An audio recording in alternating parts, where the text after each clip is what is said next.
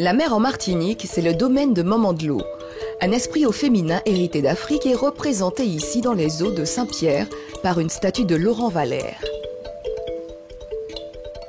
La mer, un royaume féminin dont peu de femmes exploitent les richesses. Elles ne sont qu'une dizaine pour 1200 marins-pêcheurs en Martinique. Les femmes sont peu nombreuses, mais importantes. Pour preuve, c'est l'une d'entre elles qui tient la barre de la profession. Réputée pour son franc-parler, Marie Adémar est la baronne de la pêche en Martinique. Elle n'a jamais relevé de nasse, mais elle partage la vie d'un marin-pêcheur depuis plus de 40 ans. Et elle connaît son affaire. J'occupe la présidence de l'association familiale maritime. J'étais vice-présidente du syndicat indépendant et depuis le mois d'août, je suis la présidente du syndicat indépendant des marins-pêcheurs. Alors, monsieur Rodolphe, qu'est-ce que tu as pris de bon? Je ne suis pas dans le comité, j'étais le défenseur de la profession. Et maintenant, comme il y a des élections, je suis censé conduire la liste des chefs d'entreprise des marins-pêcheurs pour le renouvellement des membres au niveau du comité. Alors donc, c'est au moment du vote qu'on voit. Mais je crois qu'un bon nombre de marins-pêcheurs, une majorité, ils me font confiance toujours. Avant, c'était le mari qui était président, maintenant, on a changé de fusil des épaules. C'est elle qui a pris le bâton maréchal. Nous sommes toujours été avec lui. Tout le temps, il est là, je suis là avec elle. Dès qu'elle m'appelle, je suis présent. Ce n'est pas pour dire que c'est maintenant, il est là, il est toujours sur le terrain. Il est toujours sur le terrain. C'est elle qui mène tous les combats. Maintenant, c'est mieux. Non, maintenant, c'est mieux. C'est une femme. On va l'écouter bien. C'est une femme.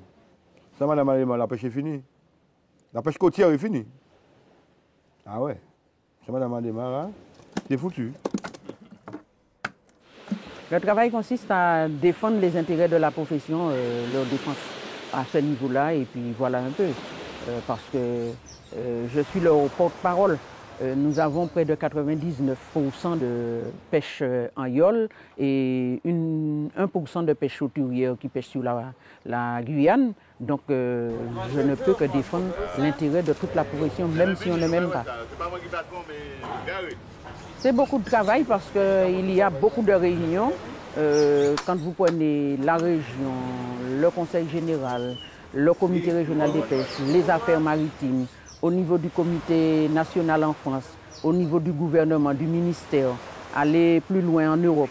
Et comme je suis adhérent du Forum mondial des populations de pêcheurs, je suis amené à aller dans cette organisation aussi pour défendre les intérêts des petits pêcheurs, les petits pêcheurs artisanaux.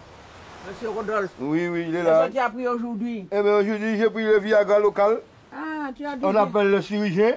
Tu as du Viagra local? Oui, le Viagra local. Ah, mais ceux-là sont assez gros, hein? Oui, oui, je vais faire un blaf ce midi. Ah, tu fais un blaf, tu fais oui. pas... Ouais. On n'en trouve pas beaucoup maintenant. Eh bien, oui, mais il n'est pas mauvais aussi. Ah, quoi? Est-ce qu'on met de Oui, oui, oui, oui, oui, oui. Il y a souris, il y a babarin. Oui, celle-là, c'est souris. Souris, oui. Voici l'autre, le babarin. Oui. Babarin, la couleur est différente avec la souris. Voilà. Son mari, c'est un marin-pêcheur. Hein. Il est la femme de marin-pêcheur. Hein. S'il ne connaît pas les poissons, je ne sais pas qui va connaître quand même.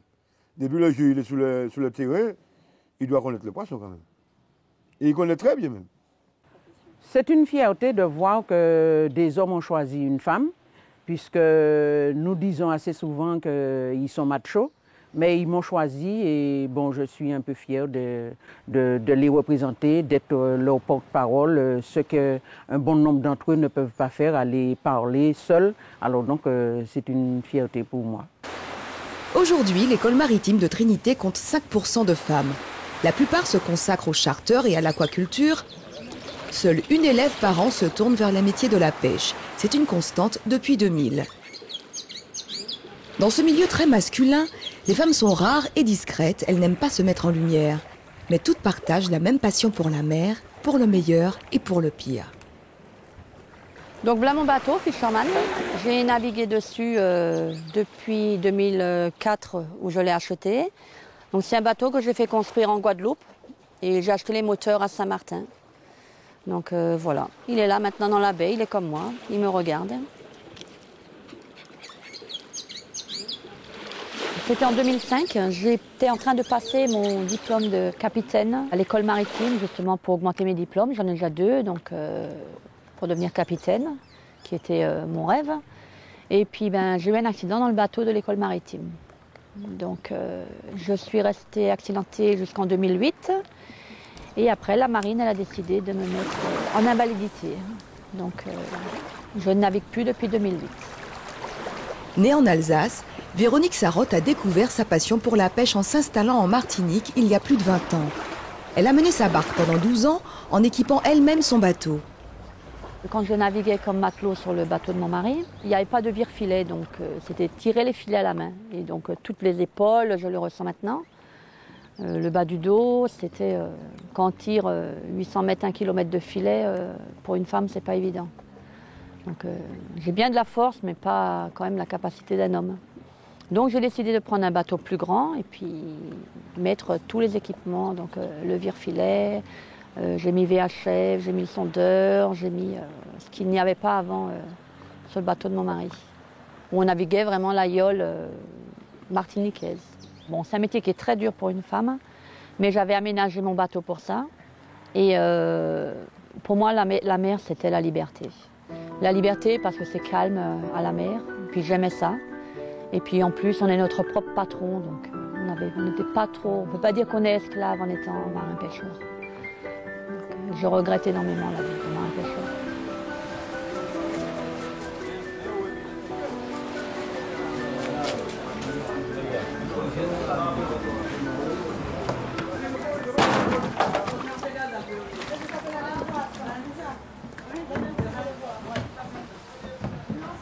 1 kilo. Comment vous voulez alors? 1 kilo. Ça fait 10 euros. Merci. Alors, toi, combien tu veux? 2 kilos? Je viens sur les marchés régulièrement, quand mon mari va en mer et je vends ses langoustes et son poisson. Donc ça me permet d'être avec mes amis marins-pêcheurs, avec Yvonne. C'est une bonne amie que j'admire, j'aime bien. Je suis fille de marin-pêcheur. Ma grand-mère était marin-pêcheur aussi dans le temps. J'allais en mer avec mon père, j'allais à la pêche. Je tirais la seine, je plongeais avec mon père. Donc je connais la pêche. J'ai ça dans le sang. Maintenant, il y a très peu de femmes qui font la pêche. Parce que la pêche devient de plus en plus dure. Alors les gens se retournent vers autre métier. Déjà, c'est dur pour les jeunes qui viennent là. Il n'y a pratiquement plus de poissons, plus de langoustes, surtout plus de roussins. Tout est en voie de disparition. Alors, ça, voilà. Non, mais ça, c'est mélangé, madame. C'est du poisson. C'est du poisson mélangé que je vends. Il y a des carangues. On est à Trinité. À Bellefontaine, vous n'avez pas les mêmes poissons que nous. Je suis désolée. On n'est pas vraiment marchand de poissons, parce que moi, je suis avec les marins-pêcheurs. On leur donne plus un coup de main.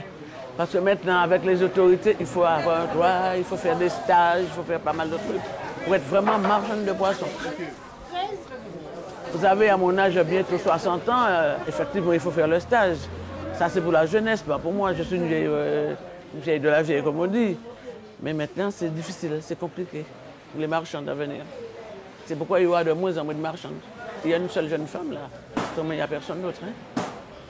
Je ne sais même pas si elle va rester dans le métier longtemps.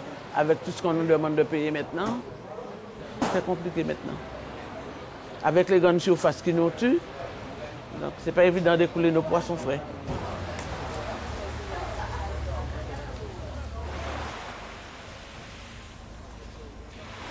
Des femmes enquêtrices de l'IFREMER, l'Institut français de recherche pour l'exploitation de la mer, représente un autre atout pour la filière pêche. Bonjour monsieur, vous allez bien? Alors ça a été comment la pêche à aujourd'hui?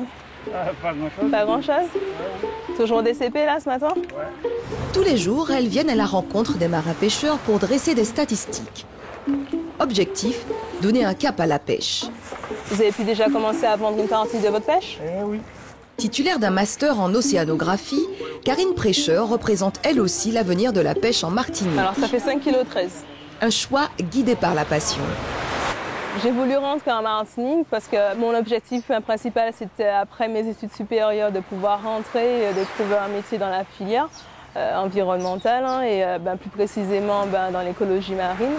Et c'est vrai que toutes les problématiques de préservation de nos écosystèmes, en particulier la mangrove, ce sont des choses qui me tiennent à cœur. et dont j'aimerais finalement être davantage actrice dans leur préservation. Je trouve que la mer, c'est un milieu fascinant et rempli de richesses.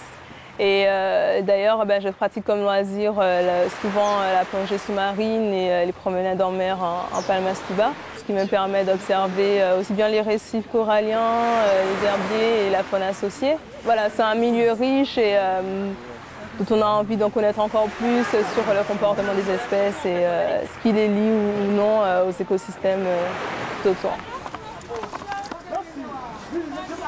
Donc là, on a observé le retour de pêche au casier.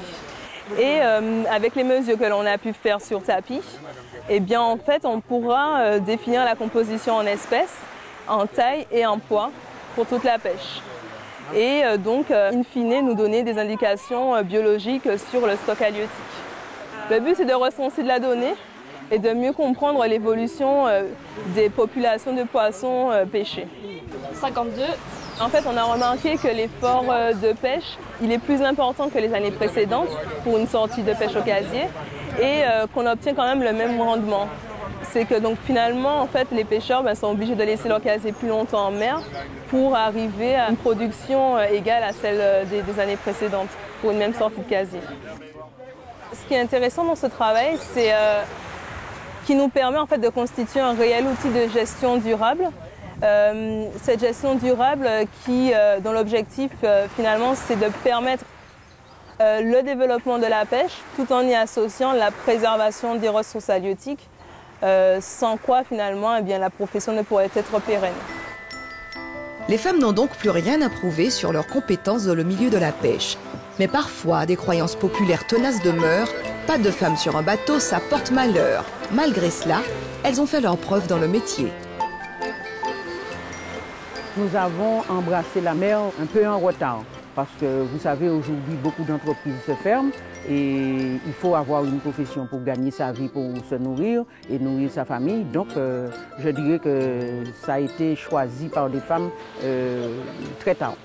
Je pense qu'au fur et à mesure, il y en aura d'autres femmes qui vont embrasser cette profession plus tard. Nous sommes complémentaires, un homme et une femme. Alors donc, si on fait confiance à une femme, si la femme doit faire partie pour compléter, parce que nous sommes complémentaires, je pense que la femme a sa place même en mer. Nous avons notre place en mer.